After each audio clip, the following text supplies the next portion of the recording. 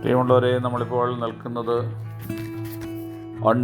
കാനഡയിലുള്ള ഒണ്ടേറിയ സംസ്ഥാനത്ത് Cambridge butterfly കൺസർവേറ്ററിയിലാണ് നിൽക്കുന്നത്.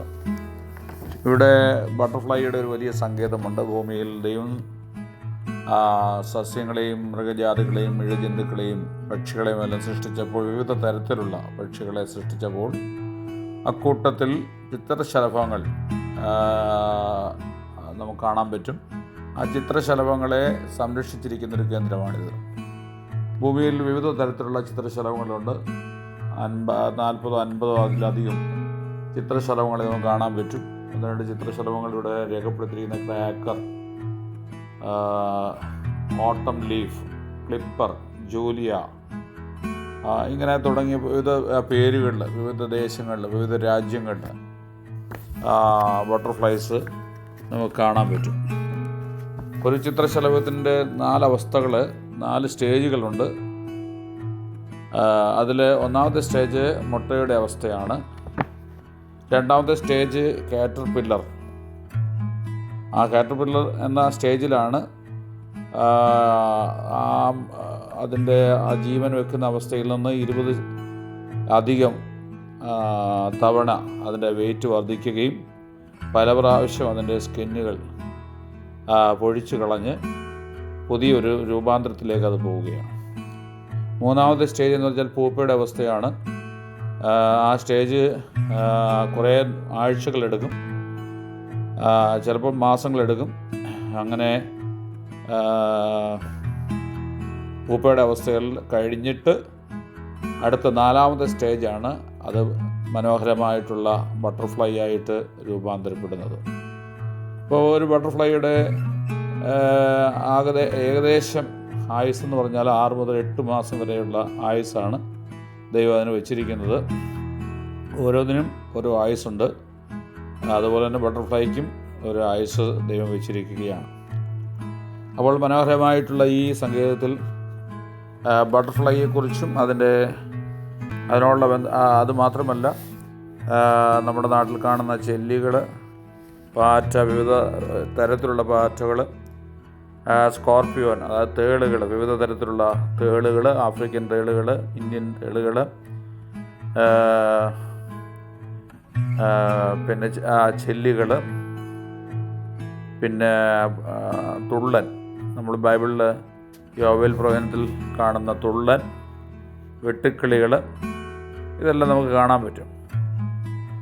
Anyway, ദൈവം സൃഷ്ടിച്ച ഈ മനോഹരമായ ഈ ഇഴജാതികൾ, പക്ഷികൾ, ഇതെല്ലാം ദൈവത്തിൻ്റെ മഹത്വതയാണ് വെളിപ്പെടുത്തുന്നത്. ഇപ്പോൾ ഇതിനെയൊക്കെ ദൈവം അതിശയമായിട്ട്, ഇത് ജോലിക്ക് പോകുന്നില്ല, അധ്വാനിക്കുന്നില്ല, കൃഷി ചെയ്യുന്നില്ല, പക്ഷേ ഓരോ ദിവസവും ഇതിനെ അതിശയമായിട്ട് പോറ്റിപ്പുലർത്തുന്നു. അപ്പോൾ അതൊക്കെ കണ്ടുകൊണ്ടാണ് കർത്താവ് മത്തായി സുവിശേഷത്തിൽ രേഖപ്പെടുത്തിയിരിക്കുന്നത്, നിങ്ങളേറിയ കുരുകിലിനേക്കാളും വിശേഷതയുള്ളവരാണ്. നിങ്ങൾ എന്ത് തിന്നും എന്ത് കുടിക്കും എന്നതിനെക്കുറിച്ച് വിചാരപ്പെട്ട് മനസ്സ് കലങ്ങേണ്ട ആവശ്യമില്ല. ഇതൊക്കെ നിങ്ങൾക്ക് ലഭിച്ചിരിക്കും.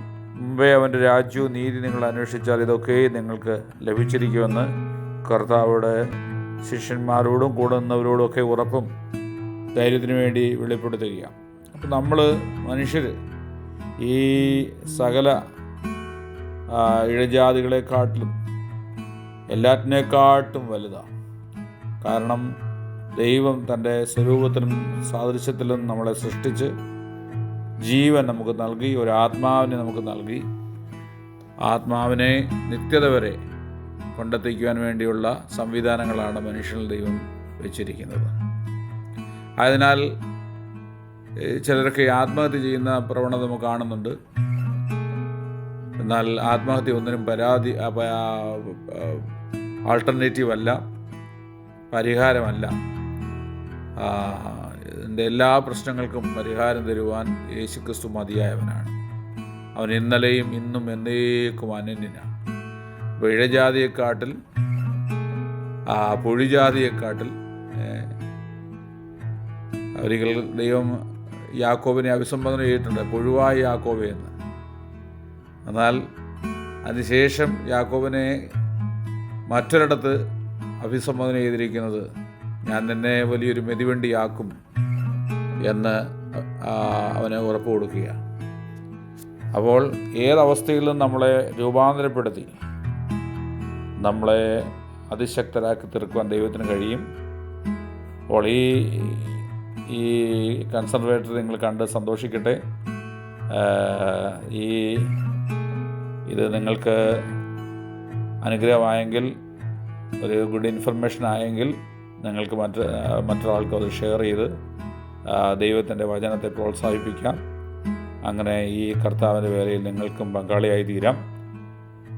ദൈവത്തിൻ്റെ ആത്മാവ് നമ്മളെ ഒരുമിച്ച് അനുഗ്രഹിക്കുമാറാകട്ടെ. ആരെങ്കിലും ഭാരത്തോടോ പ്രയാസത്തോടോ നിരാശയോടോ ഇരിക്കുന്നെങ്കിൽ ഒരിക്കൽ കൂടി കർത്താവിൻ്റെ ആത്മാവ് നിങ്ങളോട് പറയുന്നു, ഒന്നിനെക്കുറിച്ച് ഓർത്തും വിചാരപ്പെടേണ്ട. ഒരു നല്ല കർത്താവ് നമ്മുടെ കൂടെയുണ്ട്. ഒരു നല്ല യേശു നമ്മുടെ കൂടെയുണ്ട്.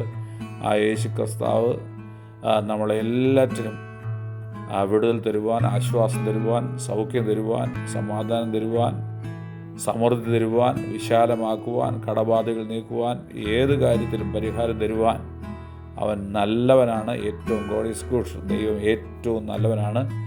അതുകൊണ്ട് ദൈവത്തെ അവിശ്വസിക്കരുത്. വിശ്വാസത്തോടുകൂടി ആരെങ്കിലും ദൈവത്തിൻ്റെ അടുക്കൽ ചെല്ലുന്നുണ്ടെങ്കിൽ അവൻ ദൈവത്തിൻ്റെ മഹത്വം കണ്ടിരിക്കും. വിശ്വസിച്ചാൽ നീ ദൈവത്തിൻ്റെ മഹത്വം കാണുമെന്ന് തിരുവചനം നമ്മളെ പഠിപ്പിക്കുന്നുണ്ട്. ആയതിനാൽ വിശ്വാസത്തോടുകൂടെ കർത്തൃസന്നിധിയിൽ ചെല്ലുക. ഈ വചനങ്ങൾ നിങ്ങൾക്ക് ആശ്വാസമായി തീരട്ടെ. ആമേൻ, ആമേൻ, ആമേൻ.